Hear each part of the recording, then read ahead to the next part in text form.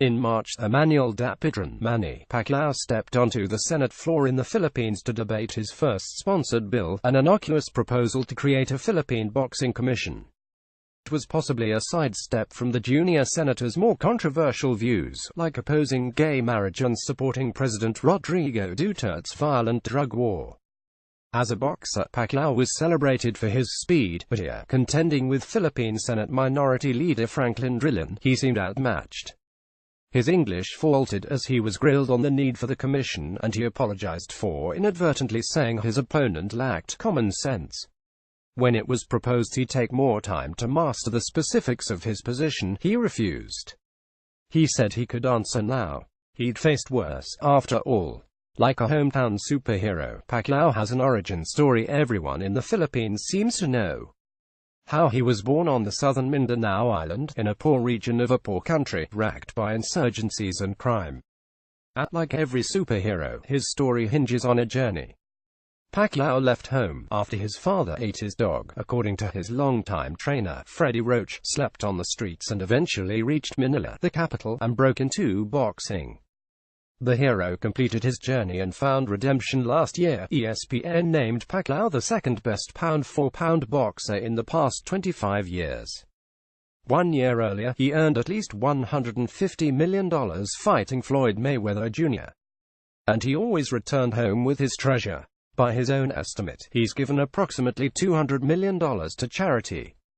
Now, as the 38-year-old continues to train for what's likely to be the last of his boxing career, one legacy is ending while he struggles to build another in politics, but the transition could have him on the ropes.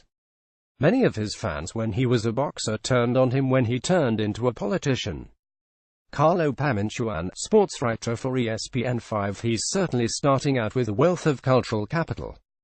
This is the reality, not the mythos, of Pacquiao, says Gary Andrupool in his 2010 biography, Pac-Man. Filipinos see him, at the height of his career and worldwide celebrity, as a demigod who emerged from the City of Dust. Rombel Catolico, Chief City Public Information Officer of General Santos City aka the City of Dust, says Pacquiao is seen as the epitome of determination. He showed his people that with perseverance one could become successful and remain humble. Pacquiao unified the people here, says Catolico, who describes fight days when bustling streets would be as quiet as during Sunday Mass. The rest of the world may not know a lot about the Philippines, but for a time the best boxer in the world was a Filipino, and this was something the country was proud of, adds Carlo Pamanchuan, a Philippines-based sports writer for ESPN5. While the boxing chapter of Pacquiao's life is drawing to a close, its record is etched into Filipino history. 5'5" fighter is the only 8-division world champion in the history of the sport. He won 11 major world titles and was the first boxer to win the lineal championship in 5 different weight classes.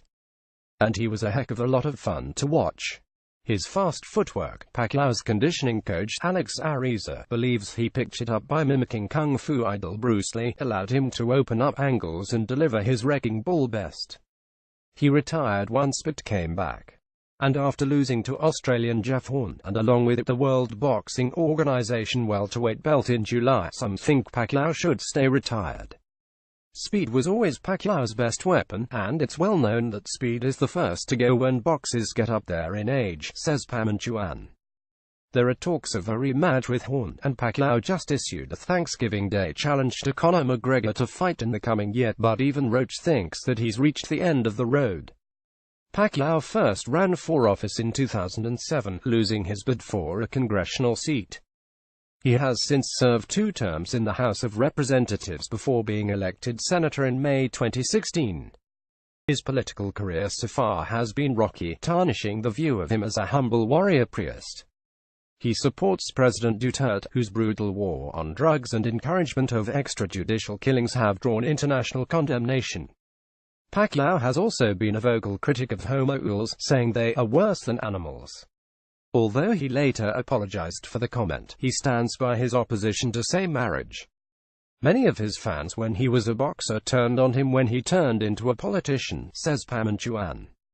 Catolico supports his hometown hero, predicting that Pacquiao will be as talented a senator as he was a boxer and saying he will grow as a politician because of his discipline. Others aren't so sure. Personally, I hope he stays away from politics. I know he has good intentions, but there are so many other ways to help the poor people in our country, says Pamanchuan. Then there are those, like Ryan Songalia, sports editor at the Philippines-based Rapala, who want to see him enter the ring one last time. I would like to see Manny fight just once more in the Philippines, against anyone, really, and just walk away after that. Songalia, a Filipino-American, says no matter what Pacquiao does, he will always be a cultural icon in his native country. Future generations may not remember the feeling of waking up early on a Sunday morning and gathering in the town square with people young and old to cheer on the giant killer, he says, but there will be those who can explain what it meant when victims of Typhoon Haiyan were able to forget the misery for a moment by watching him batter his opponent in the ring on a giant screen. Now it's time to see if Pacquiao can take his punches in the political arena.